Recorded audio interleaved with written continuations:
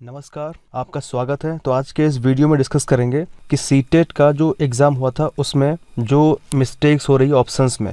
जैसे मैंने आपको पिछले वीडियो में बताया था, दिखाया भी था कि इंग्लिश का जो क्वेश्चन है और जो हिंदी का क्वेश्चन है, उन दोनों के ऑप्शंस में काफ़ी ज़्यादा मिस्टेक हुई है।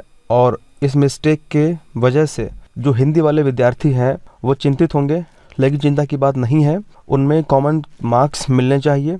और उसी के संदर्भ में आज मैं आपको दिखाने वाला हूँ 7 जनवरी को पेपर हुआ था सीटेट का, ठीक है। तो उस पेपर में ईवीएस का एक क्वेश्चन है जिसको वही सेम मिस्टेक यहाँ पर भी रिपीट हुई है, यानी इंग्लिश में ऑप्शंस और हैं और हिंदी में ऑप्शंस और हैं, जैसे आपको दिखाता हूँ मैं।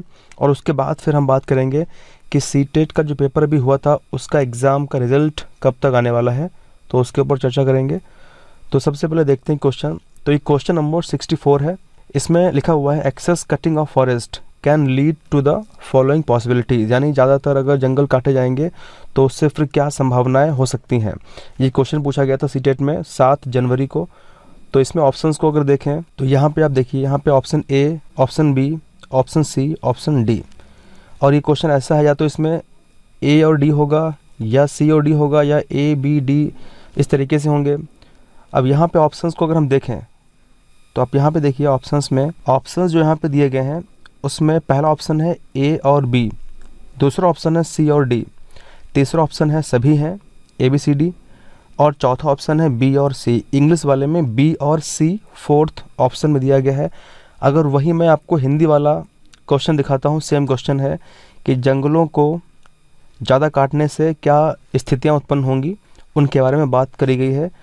तो वही सेम कहानी है। ऑप्शंस को यहाँ पे देखते हैं। अब यहाँ पे आप ऑप्शन देखिए, ए और बी सेम है, ठीक है, सी और डी भी सेम है, इंग्लिश के जैसा ही है, तीसरा ए बी सी डी भी सेम है।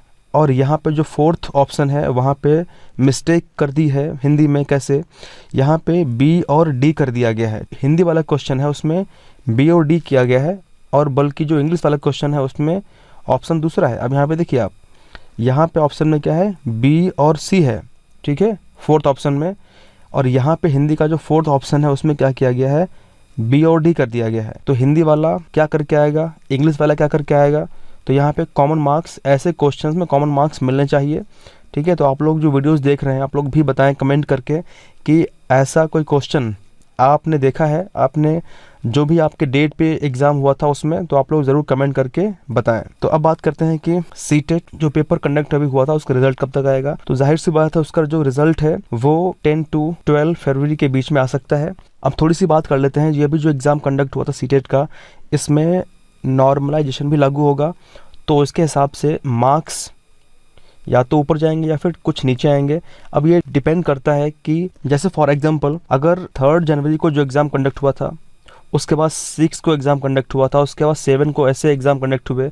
अगर मान लेते हैं कि जो 3 जनवरी वाला एग्ज़ाम है इसका पेपर टफ़ था, क्वेश्चंस जो थे वो टफ़ थे।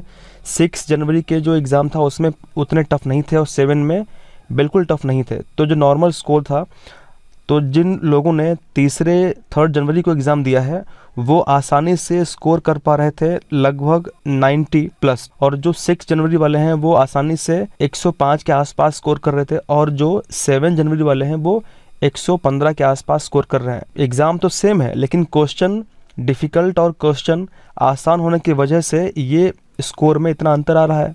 एग्ज़ाम तो सेम ही है, इनको नॉर्मलाइज़ किया जाएगा और एक एवरेज निकाला जाएगा, ठीक है। तो ये हो सकता है कि जिनके 90 प्लस के आसपास हैं या फिर जिनके 89 हैं, 89 अंक प्राप्त हैं, वो समान कैटेगरी से हैं।